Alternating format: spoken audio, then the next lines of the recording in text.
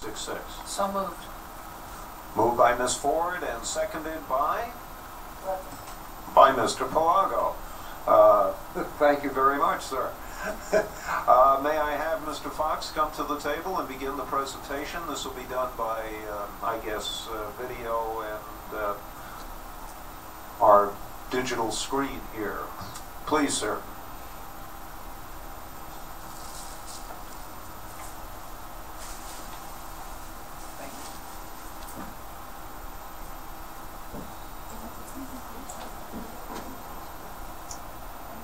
Well, thanks for having us. My name is Jason Fox. Please lean into that microphone. Kiss that thing. Get it right close there, okay?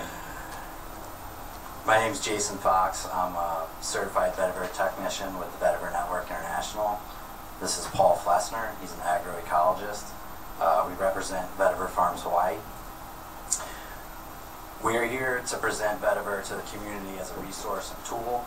This technology has sustainably protected and preserved tropical infrastructure around the world. We appreciate your interest in moving Hawaii to a more sustainable future with this bioengineering.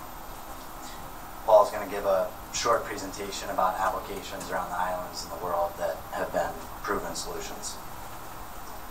Okay, thank you. This here is a picture of the grass. This is Vetiver Chrysopogon zizanoides. It's a variety sunshine that was brought here. It's a specific variety that is non-invasive. It was brought here because it doesn't send stolons or rhizomes or set seeds. This grass stays put where it's planted. It has vigorous upright growth reaching about 6 feet and is adapted to extreme environmental conditions. It can live in flooded situations or drought for extending beyond a year. What makes this grass so special is its root system. Its vertical roots grow 12 feet deep into the soil and have the tensile strength of 75 megapascals, 1/6 the strength of steel. So at maturity, this plant will produce roots 12 feet deep, 3 feet, a clump 3 feet wide that is 1/6 the strength of steel, incredibly strong, and able to remove a lot of nutrients as well. It was brought here by the Ho'olehua Plant Materials Center on Molokai. It was designed for, they brought it to do experiments with agricultural systems and trapping sediments, protecting areas against erosion and controlling pollutants from agricultural systems. These same applications were found to be useful in other areas, in highways, in landfills, and areas like that. So the first group of applications we're going to talk about are soil stabilization, physical applications where the roots are actually holding soil and stabilizing structures. The other applications are phytoremediation, which is the use of plants to clean up pollutants. This here is a diagram of what we do with slope stabilizations. This is one of the most common applications where steep slopes along roadways and embankments, canals, rivers, we plant the grass in rows and the roots penetrate down and stabilize the slope. These are some examples from the east side of Hawaii. Here we have a hill below a greenhouse that was eroding, causing problems, and was stabilized with vetiver. This is a foundation next to a gulch that was eroding rapidly, causing the collapsing of this pier block, and we stabilized that with vetiver. This is the shipment house in Hilo, which had undermining next to a rock wall in the driveway, which was stabilized as well.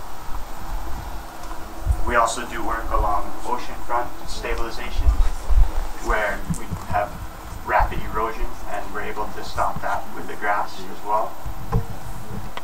Those same sorts of systems can be applied to highways and infrastructure. This picture here is from Malaysia, and it's the same system, but applied on a much larger scale along a highway with a drainage ditch. Also trains. On Oahu, they're building a train now. We once had trains here, and the same system can be applied in that. This is on the right is a bridge abutment that was used with vetiver. In high tourist areas, they're using it along beaches for beach stabilization.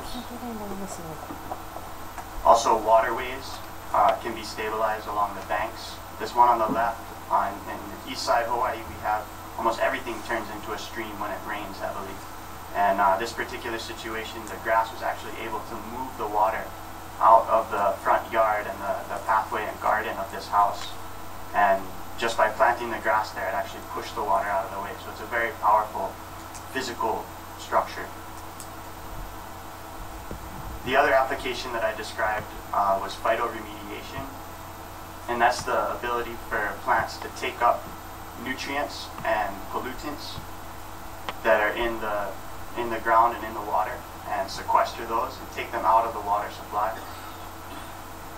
Vetiver is an ideal plant for this because it's able to withstand extreme environmental situations, low pH, high pH. It's able to sequester heavy metals, mercury, lead, these things that are pollutants and kill most other plants. Vetiver is able to take up those pollutants and hold them and take them out of the water. And it has an incredibly high water use and nutrient removal capacity. So as far as a biofilter, a living filter, it is incredibly efficient. There's a number of different applications for preventing contaminated wastewater from agricultural, domestic, commercial, and landfill. Also polluted lands. Landfills themselves can be remediated, and industrial sites. Here's some pictures of agricultural systems. On the left here, where field runoff is being cleaned. And on the right, you have pig effluent from a pig production facility where the hydroponic rafts are used to clean the water as a filter. Domestic wastewater. This is a simple system that stands in place of a cesspool or septic system where you actually have a irrigated wetland, so to speak, and the Vetiver Grass is cleaning the domestic effluent. Storm drains in urban centers. This particular picture is from Los Angeles, near the ocean. This is an important feature. And this here is a picture of a landfill in Mississippi, and what they're doing here is they're taking the leachate from the landfill and piping it through an irrigated field, and this grass is actually able to treat the toxic leachate. Instead of taking it to a sewage facility or some other, trucking it to another area on site efficiently, minimal cost, this simple plant is able to clean the landfill leachates. This particular picture here is from Brisbane, Australia. This field that you're looking at is treating 180,000 gallons a day of toxic landfill leachate, and doesn't look like much, just a field. This is another landfill site in China where the landfill was beyond capacity, was collapsing, falling. There's runoff and seepage problems, and Vetiver was able to stabilize and reclaim that situation. Here in Hilo, we have very big problems with our landfill here in Hilo. We're in Kona right now, but on the Big Island, this is a problem for both of us because the trash from Hilo is being proposed to truck over to Kona landfill. And the Hilo landfill is beyond capacity. And there's not much of a solution really other than trucking the garbage out of there. But Vetiver Grass can maintain that landfill and keep it useful for a longer period of time. And as we look for down in the future and talk about dealing, if we do build a landfill with a liner, we're going to have massive amounts of leachate to deal with, and the economics of that is extremely challenging. Something efficient and effective like Vetiver in a simple irrigated field system could be a viable solution for that. Roads and highways is another area on this island that we see many applications for Vetiver Grass. On the picture on the left, we just recently went to Tahiti and did some consulting with a road building company there. And they have very similar situations to here. We went and sat to their county governments, to their government agencies, and presented these same things just like we're presenting here today. This picture on the right is from the 2006 earthquake. I put this picture on there just because, you know, Vetiver can help mitigate problems with landslides and floods, but perhaps even more interesting, the fact that it is a plant, it can absorb wave energy from earthquakes. So by reinforcing rigid structures such as roads, bridges, with Vetiver system, we can help absorb wave energy and, you know, not only mitigate the disasters of floods and landslides, but also earthquakes. These are all things that are pressing for us here in Hawaii. Another particular application, this is sort of an example, but something that could be mimicked elsewhere on the island. In Kopoho on the east side, there's a large vacation community in that bay there, and they're all on cesspool.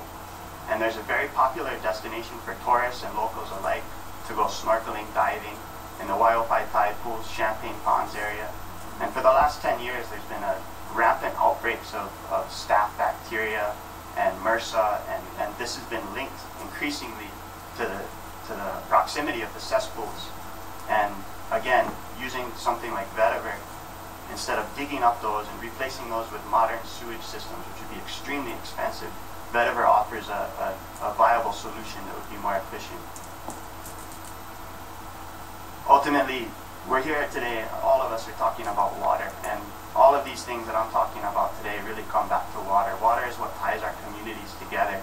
So a solution like Vetiver that can preserve and protect our water resources is a really valuable tool for the community. And we're here today just to present our company and our product as a tool and something that can be used for the community to protect our water resources. Thank you for your time, and please, if you have any questions, we would love to answer them. Oh, thank you very much. Appreciate the presentation. Over in Hilo, are there any questions, please? Thank you. Mr. Palago, do you have a question? Thank you very much for your presentation. 3 questions, please, very brief. One is corporate debt, franchise or subsidiary, and where's your corporate headquarters?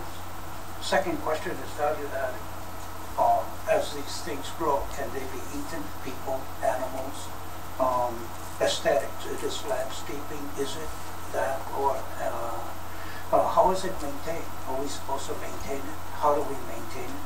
Number 3, tell me about the leachate in Hilo. How much will you clean? When? How much years can we save in our landfill in Hilo? Well, to answer the leachate question, I feel like is the Let's most. start with one. Start with one. We're an LLC based out of Popeye Co. Was your first Franchise? No, we're not a Franchise, franchise. subsidiary? Where's the corporate headquarters? There is no corporate headquarters or small business limited liability corporation. I thought you represented a corporation. No, You're a sir. local entity of a larger body? No, sir. We're just a local small business. How is it you made projects in different states then? We're part of the Vetiver Network International. It's a non-profit organization. And you're part of a corporation? It's an international nonprofit that we work with on a volunteer basis to do work around the world in third world countries. And your corporate headquarters again? You still insist you don't have one?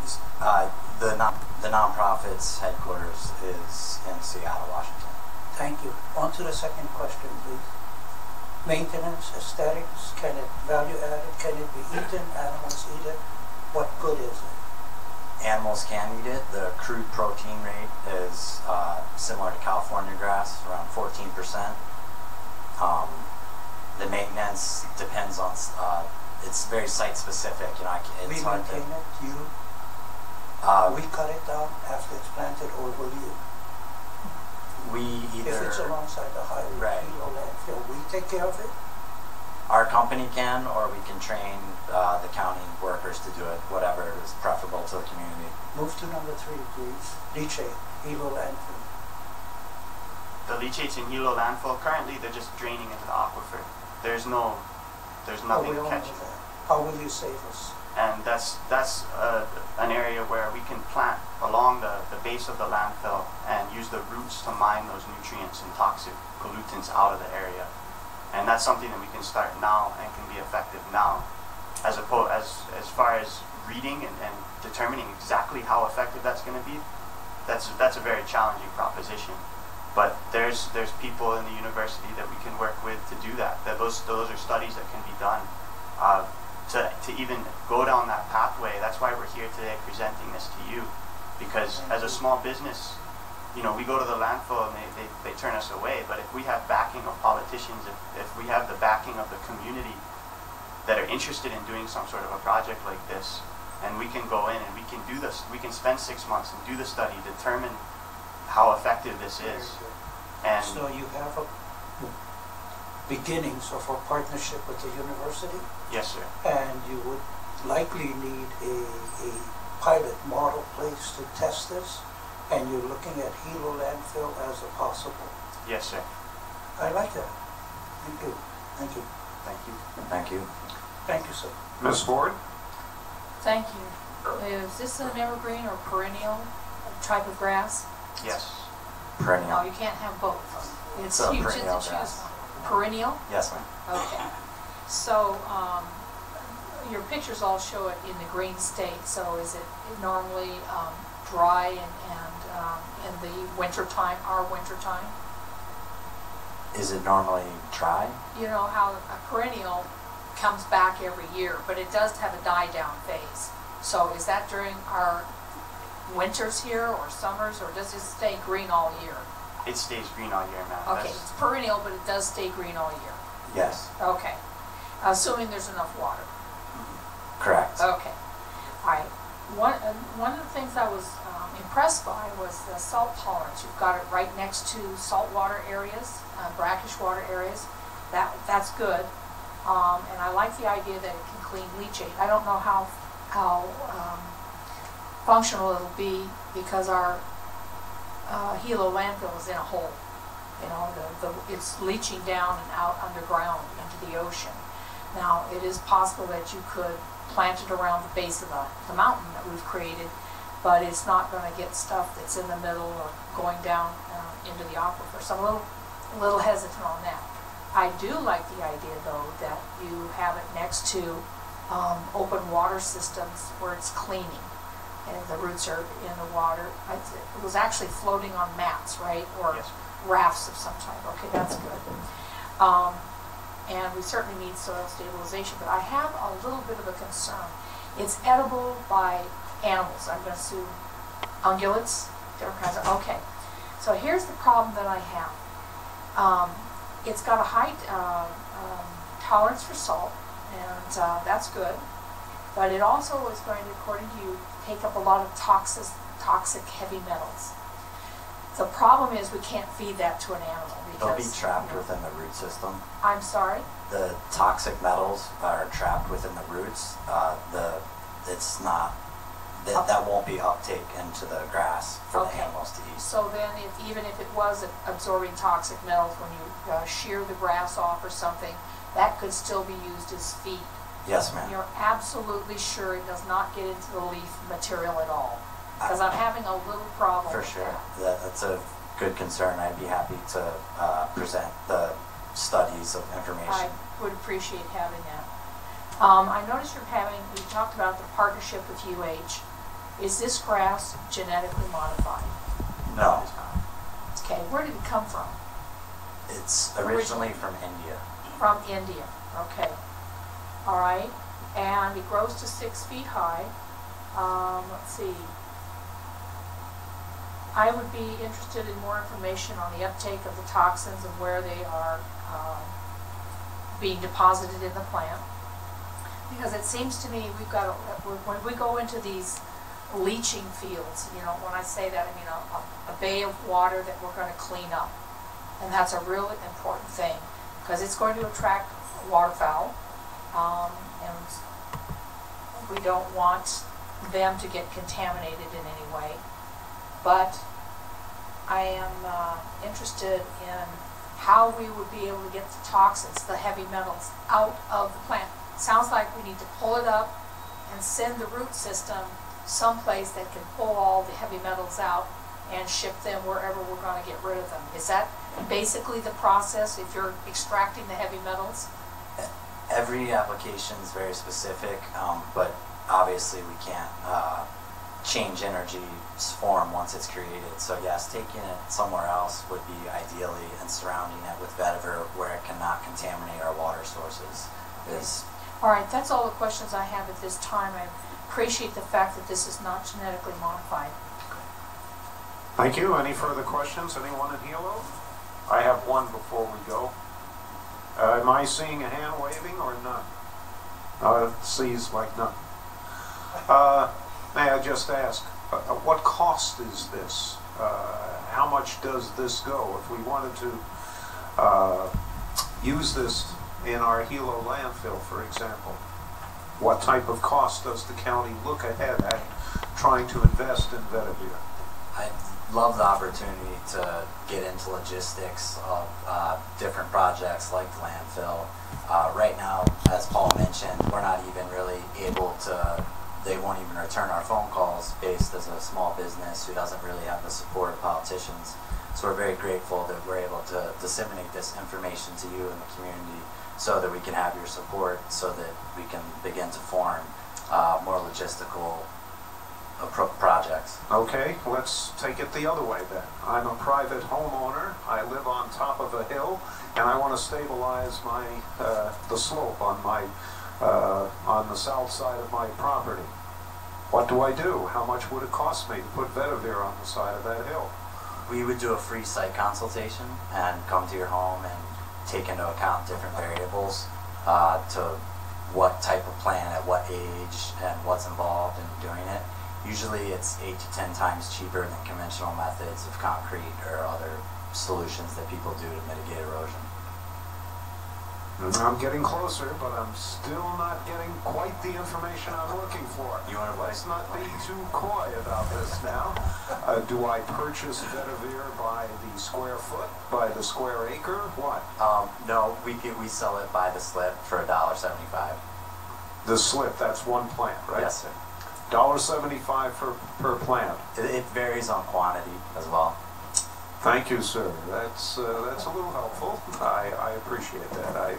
I'm just trying to get an idea. I totally understand, and it is site specific in the sense of, you know, we're more focused on Vetiver systems being successful, so that people that are new to this technology, that we give them the appropriate plants. Every plant's not the same. Every plant's at a different age. You know, you can install one that's in a 5-gallon pot. It's going to cost, you know, a different price than a bare root slip that would be in, you know, bare dirt. So that's just, you know, I didn't want to narrow it down too much because there's... No, I understand, and that's in a small business type environment. I understand why that would be important, not to, you know, not to give away marketing secrets. But you've already indicated to us that this has been applied in some areas here in Hilo and on the Big Island, so I'm just interested in trying to do that. Right. And I don't have any further questions, but I do wish to thank you for adding another word to my vocabulary this morning, which I didn't know before we started. Phytoremediation? Good job. Got it. Phytoremediation. Again? Phytoremediation. Phytoremediation. Thank you. I will studiously go to Wikipedia now and try to figure out what the heck that is. Go ahead, Ms. Ford. Thank you. One of the concerns that I've been working on for many years is flooding, and I noticed that this grass seems to maintain the banks of the streams. A lot of our streams on this side are just rock. You know, there's not much, there's no place for the roots to grow. But we also do have some soil, which we don't want in the streams. So the concern that I have is the growth rate of this grass. You say it goes to 6 feet, but what's the growth rate? Is that over a period of 2 years, 3 years, 1 year? That'll vary on conditions. About a year. Okay, so 1 year, 6 feet, so about a foot or two every month or so. Yes. Okay, depending on conditions. The roots will reach about 12 feet maybe a year. And how large will a clump? It's a clumping type grass, so how long does it take to spread to what size, assuming decent conditions? In about 2 years, the maximum size would be 3 feet in diameter.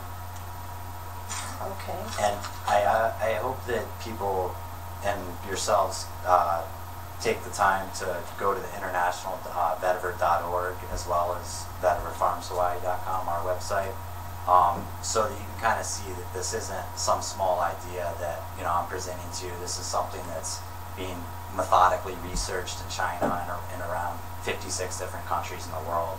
And I really hope that our community can embrace this information and not... Okay. One one of the problems we have here is with introduced species. Right. One of the worst is what we call guinea grass, royal guinea grass, several other kinds. It takes up silicon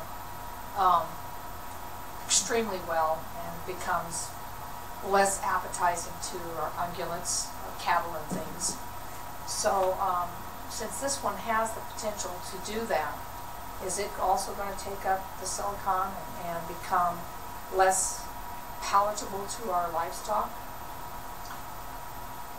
We're not really feeding the livestock's not our main priority. Okay. All right. It's an added benefit in improving pasture land for watershed and conserving water. When we get these heavy rains that wash down to our oceans, we can divert them into fields and regenerate pasture land, and that's a great benefit for our economy. Yes, and, it is. It added bonus is that it's a feed, but that's not our main focus. Yeah.